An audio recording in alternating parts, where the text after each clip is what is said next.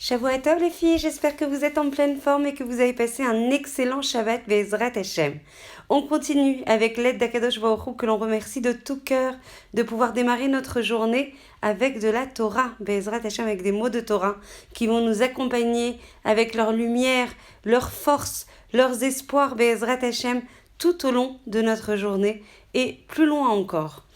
Ekev Anava Irat Hashem. Sur les talons de l'humilité dont on a parlé, marche la crainte d'Hachem. Uba'avura anava ta'ale alibecha midat hayir'a. Et c'est grâce à l'humilité que la crainte de Dieu grandira dans ton cœur.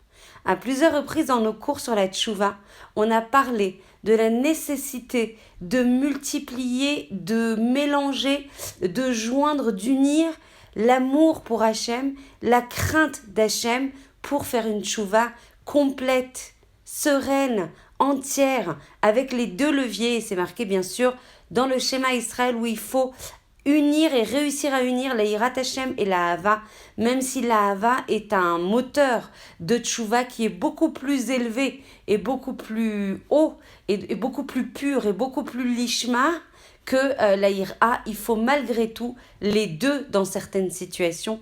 Et on apprend ici par le Ramban, Be'ezrat Hashem, que grâce à l'humilité, alors on pourra non seulement développer donc le shoresh de toutes les midot tovot qui est la hanava et en même temps induire la yirat Hashem.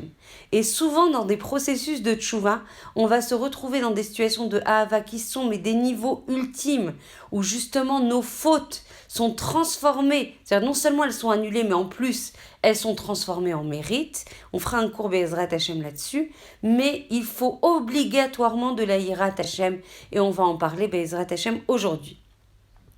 L'humilité authentique, l'humilité la plus vraie d'Hachem, par rapport à Hachem et par rapport à ce qui nous entoure, est synonyme elle-même de crainte d'Akadosh Baruch Hu. Car en fait, l'homme arrogant nourrit des illusions d'autosuffisance, de puissance indépendante, je sais contrôler, je sais me satisfaire tout seul, j'ai la main sur ma situation, sur ma vie, j'ai besoin de personne et j'ai absolument pas besoin de dépendance, lo alenu, vis-à-vis d'Akadosh Baruch Hu. Par contre, l'homme qui est authentiquement humble, l'homme qui est sincèrement humble, admet, et ce dès le mot d'Ani, dès les Birkot HaShachar, pour celles qui étudient en fait dans le sens profond, avec moi le Shabbat Baruch Hashem, savent et témoignent et attestent et expriment qu'Hachem est la seule vraie source de force. Il va abandonner son moi atzmi, son moi indépendant, à Dieu. Il va le remettre complètement à Akadosh Baruch Hu et il va chercher à faire coïncider la volonté, sa volonté, avec celle d'Akadosh Baruch Hu. Fais ta volonté comme celle d'Akadosh Baruch Hu, de façon à ce que Hachem fasse sa volonté comme la tienne. Et le Chovot Alevavot va raconter qu'un homme pieux fut un jour retrouvé endormi en pleine nature.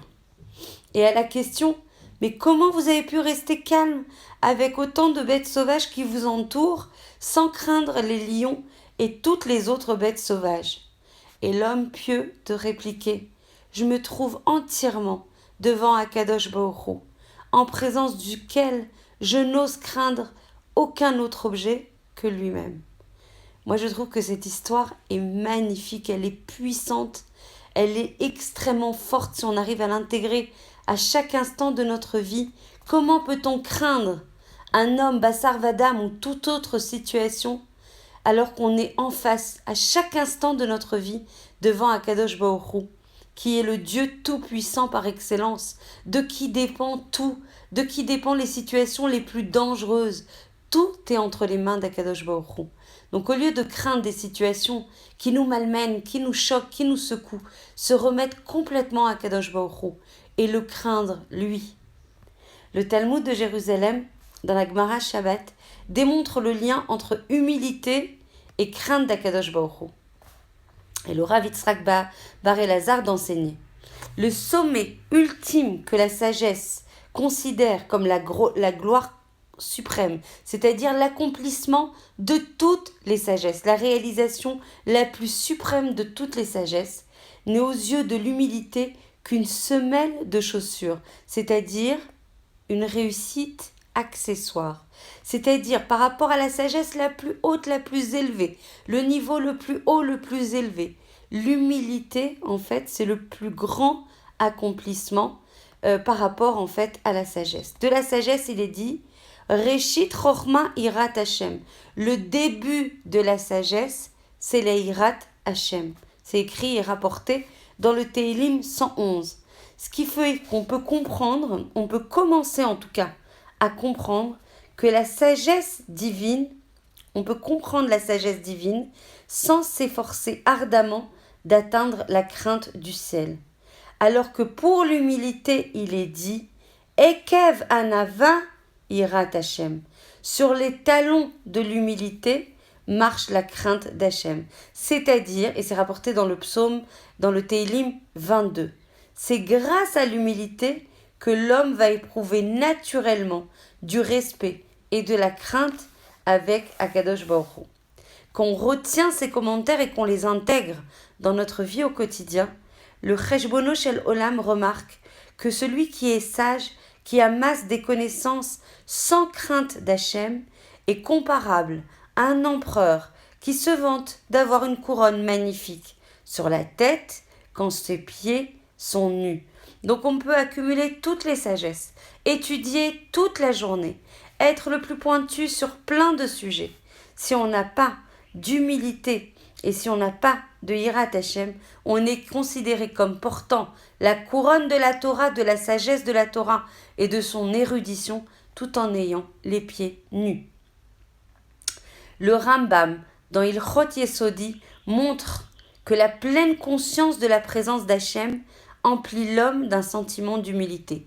Si on remplit notre cœur, notre sechel, notre ventre à chaque instant de nos vies, de la pleine conscience, de la pleine omniprésence d'Akadosh Baruch Hu dans le monde, à chaque instant, alors ça nous fait travailler notre humilité. Et grâce à l'humilité, alors on pourra atteindre la Hirat Hashem. Comment l'homme va acquérir l'amour et la crainte d'Akadosh Baruch Hu. Quand on contemple en fait l'œuvre d'Hachem, quand on analyse avec nos yeux et à chaque instant de nos vies l'incroyable, la merveilleuse création, que ça soit au niveau de la nature, que ça soit au niveau de notre corps, que ça soit au niveau de l'univers, au niveau de son fonctionnement le plus précis, le plus merveilleux, le plus complexe, alors on contemple la sagesse d'Akadosh Baruch Hu et c'est offert à nos yeux à chaque instant. Regardez juste l'éclosion du printemps. Regardez juste comment notre corps, la complexité de notre corps, comment il fonctionne à chaque instant. Et regardez juste les planètes, regardez autour de vous, juste ouvrez les yeux. Des fois, on n'ouvre pas assez les yeux parce qu'on s'est habitué. C'est ça qui est le pire, c'est cette routine. On doit renouveler en fait notre lecture, notre vision des merveilleuses créations d'Akadosh Baruch Hu. Et quand on contemple les merveilleuses et incroyables créations d'Akadosh Baruch Hu, alors on contemple la sagesse d'Akadosh Baruch Hu et on a envie, on est submergé d'amour, d'admiration, de gratitude envers Akadosh Baruch Hu et on désire ardemment le connaître.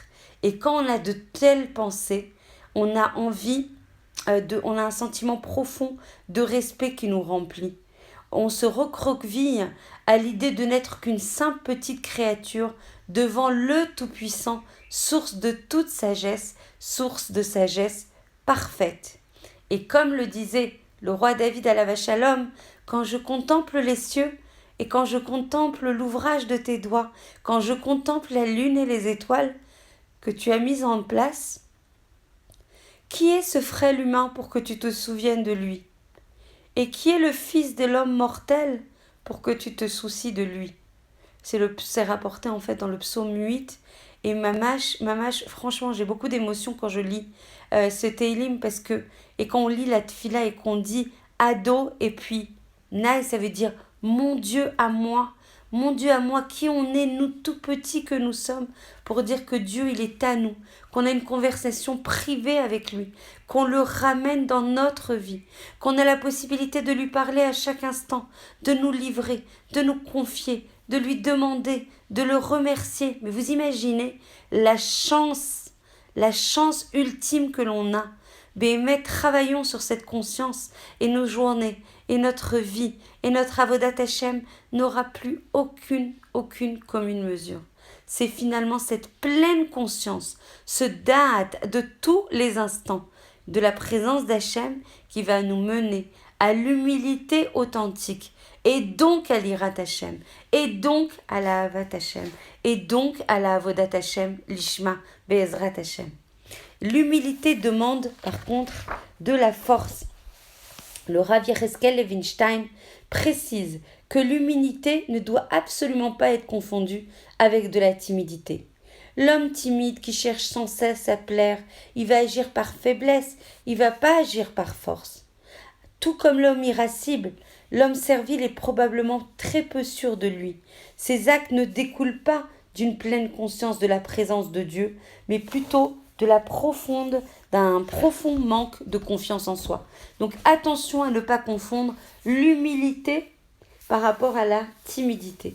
Quand on a un esprit humble, authentique, on a un esprit exalté. On a un esprit avec un moteur mais immense pour Akadosh Baruch Hu. En fait, son sentiment de sécurité lui permet de comprendre que seul et sans Hachem, son existence est insignifiante. C'est ça l'humilité. Ça ne veut pas dire qu'on est timide, ça ne veut pas dire qu'on n'a pas de confiance en soi. Mais au fur et à mesure qu'on se rapproche, qu'on se colle, qu'on se lie avec Akadosh Baruch Hu, son cœur va déborder de calme, de sérénité, de ravissement intérieur, d'être sous les ailes de la Shrina.